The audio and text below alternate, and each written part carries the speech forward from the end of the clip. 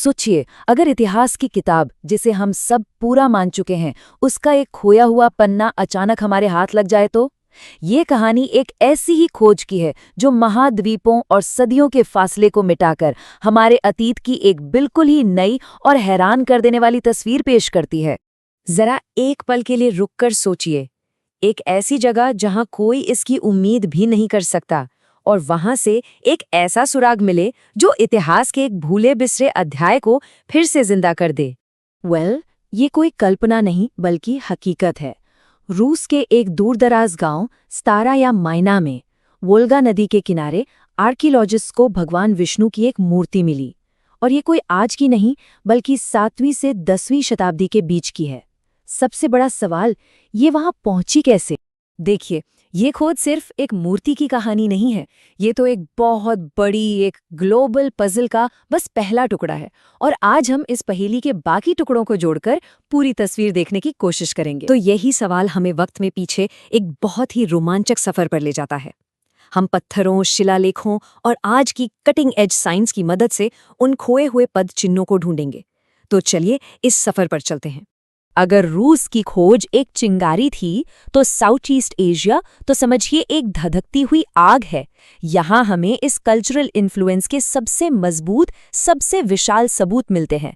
ये सिर्फ एक यात्रा नहीं थी, ये एक पूरा ट्रांसफॉर्मेशन था। हमारी कहानी की शुरुआत होती है बोर्नियो के घने जंगलों से। यहाँ 4वीं सदी के पत्थर के खंभों पर, जिन्हें यूपी स्तंभ कहते हैं, संस्कृत में कुछ लिखा हुआ मिला। और जानते हैं क्या लिखा था?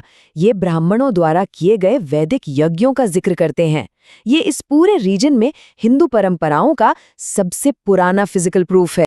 और फिर कंबोडिया के हरे भरे मैदानों के बीच से उभरता है एक ऐसा अजूबा जो आपको हैरान कर देगा, भव्य अंकोर वाट।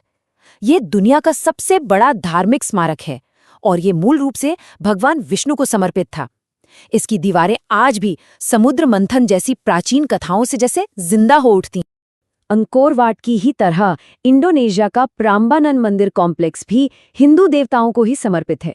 यहाँ ब्रह्मा, विष्णु और शिव यानी त्रिमूर्ति की पूजा होती थी, और इसकी आर्किटेक्चर में हमें साउथ इंडियन मंदिरों की साफ झलक दिखाई देती है।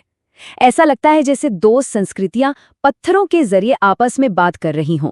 जरा इस टाइमलाइन को देखिए, ये साफ साफ दिखाता है कि ये कोई वन टाइम इवेंट नहीं था। ये तो सदियों तक चलने वाला एक कंटिन्यूअस कल्चरल डायलॉग था, एक सांस्कृतिक संवाद जो समय के साथ और भी गहरा होता चला गया। ये मंदिर और मूर्तियां तो कहानी का सिर्फ एक हिस्सा हैं। असली राज तो इन प्राचीन पत्थरों पर लिखे शब्दों में छिपा है, जो हमें उस दौर की सोच और समाज के बारे में बहुत कुछ बताते हैं। तो इसका असल में मतलब क्या है? मतलब ये है कि ये सिर्फ कोई प्रतीकात्मक चीज नहीं थी। लोग वाकई में भारत से हजारों किलोमीटर दूर उन्हीं वैदिक रीति रिवाजों का पालन कर रहे थे। ये एक लिविंग ट्रेडिशन थी, और ये कनेक्शन और भी गहरा हो जाता है। कंबोडिया के शिलालेख बताते हैं कि वहां के शाही दरबार में रामायण और पुराणों का नियमित पाठ होता था। यानी ये भारतीय महाकाव्य वहां की रॉयल कल्चर का एक अटूट हिस्सा बन गए थे। और शायद सबसे हैरान करने वाली बात यह है, लाओस में मिले एक शिलालेख में कुरुक्षेत्र को धर्म क्षेत्र बनाने का जिक्र है। सोचिए, महाभारत की पवित्र भूमि का जो कॉन्सेप्ट है, उसे भारत से इतनी दूर अपनाया गया था। ये सिर्फ कहानियों का नहीं बल्कि कोर बिलीव्स का ट्रांसफर था। लेकिन ये विचार और परंपराएं ये हवा में उड़कर तो नहीं गई है ना? इन्हें लोगों ने अपने साथ पहुंचाया, और अब साइंस हमें उन लोगों से मिलवा रहा है जिन्होंने इन संस्कृतियों को आपस में जोड़ा। ये कहानी हमारी सोच से भी कहीं ज्यादा पुरानी है। पुरातत्व सबूत जैसे कि मनके और मिट्टी के बर्तन बताते हैं कि भारत और साउथ ईस्ट एशिया के बीच कल्चरल कॉन्टैक्ट 4वीं शताब्दी ईसा पूर्व में ही शुरू हो गया था। ये उस शुरुआती समुद्री व्यापार की गवाही देते हैं। और फिर 2022 की एक ग्राउंड ब्रेकिंग स्टडी ने इस कनेक्शन पर पक्की मोहर लगा दी। साइंटिस्ट ने मेकोंग डेल्टा में मिले प्राचीन मानव अवशेषों से डीएनए निकाला, और नतीजे चौंकाने वाले थे। उनमें भारतीय वंश का साफ सबूत मिला।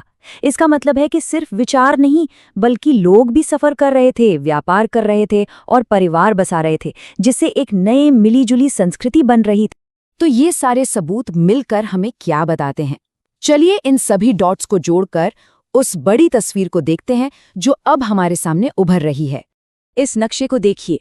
रूस की नदियों से लेकर इंडोनेशिया के द्वीपों तक एक इंटरकनेक्टेड एंशिएंट वर्ल्ड जिंदा हो उठता है।